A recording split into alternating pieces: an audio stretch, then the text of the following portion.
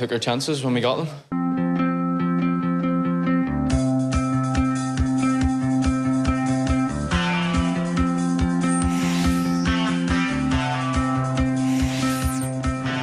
Galway United fans were optimistic heading into Shane Keegan's first competitive game in charge at Deasy Park. And from a corner in the 3rd minute, Vinny Faherty just couldn't keep a shot under the crossbar. Liam Grace failed to penetrate the crowded goalmouth. Soon after, some calm composure and a brilliant through ball from Marc Ludden found Faherty, but a tight angle and weak shot allowed Stephen McGuinness to keep the teams level. There were 5 debutants on the pitch for Galway, and none more impressive than Ronan Murray, who was a constant threat all evening. His driven cross was cleared by Ciarán McGuigan, with Faherty lurking dangerously behind. Pete Mahon thankful for staunch defending. Murray again went close to breaking the deadlock before the break. Kevin Devaney the provider, but despite Murray's determination, McGuinness was equal to the task. Drogheda finally caused some danger 4 minutes before half-time. Colm Deasy's cross found Stephen Elliott, but Grace and Faherty managed to snuff out the danger.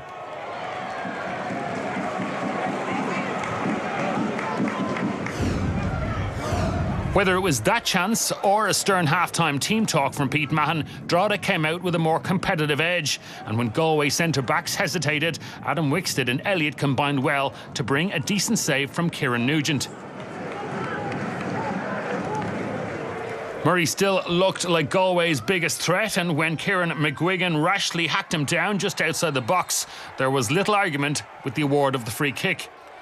No difficulty for referee Robert Hennessy, McGuigan's trailing leg doing the obvious damage.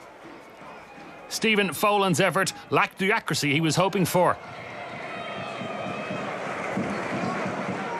Drogheda tried to punish the hosts immediately. Substitute Gareth McCaffrey beat the offside trap with a perfectly timed run. He kept a shot low, but Nugent again denied the visitors. With just over 9 minutes left on the clock, McCaffrey and fellow sub Thomas Byrne showed the road to all 3 points. A great ball from Byrne put in Caffrey, who this time judged the angle and beat the American keeper to edge the Drogs in front. For what might have been the longest 9 minutes Pete Mahon has experienced, at least in the last few months. That time may have stood still briefly when Murray won yet another free kick. Gavan Holohan's ball came back out to Murray, but Galway's new star blasted over, and their chance of a share of the spoils was gone. An away victory, the perfect start for newly promoted Drogheda. Disappointing for Galway, and some shooting practice, methinks. Galway United 0, Drogheda United 1.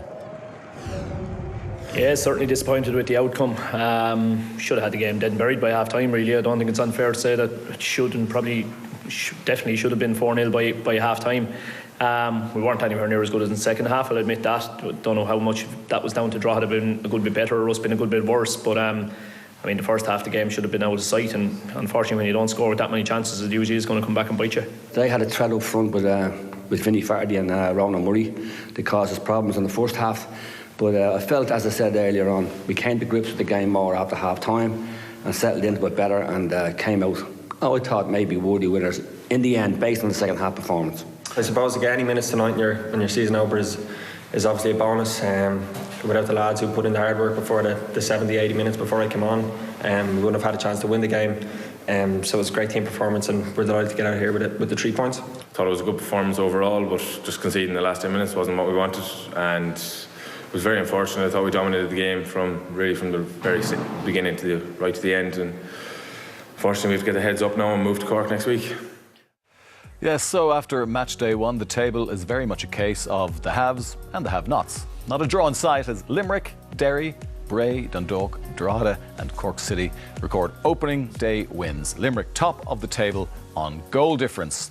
And there are some fairly tasty fixtures to look forward to next weekend, especially our live match, of course, as Shamrock Rovers host Bohemians at Tallaght Stadium. We'll have a 7:25 start for that one here on RTE2, but also Derry City and Limerick. That's already looking like an outstanding fixture as well for Derry City. And on Saturday, Sligo Rovers host Dundalk at the Showgrounds. OK, we're going to reflect on what happened at Deasy Park, Richie, and it was very evident by all the accounts we've heard from the managers, the players and everything else. There should have been more goals down there, possibly in Galway United's favour, but Drogheda United came away with the victory, and an important one because, you know, they could be scrapping in the lower half this season. That's a big win. You'd expect both of these teams to be scrapping in the lower half, but it's a sucker punch for Galway to take so late in the game, particularly given the amount of early chances they created. Really well-timed ball from Tommy Byrne, particularly the run from Gareth McCaffrey, and he made that look relatively straightforward. It's not under pressure, rounded the keeper, tight angle with 2 players on the line, made it all look very routine. But it's a huge, huge win, because I don't know what they've been saying publicly, but I would assume both dressing rooms at this stage would be happy with a 4th from bottom finish. And in the game we saw prior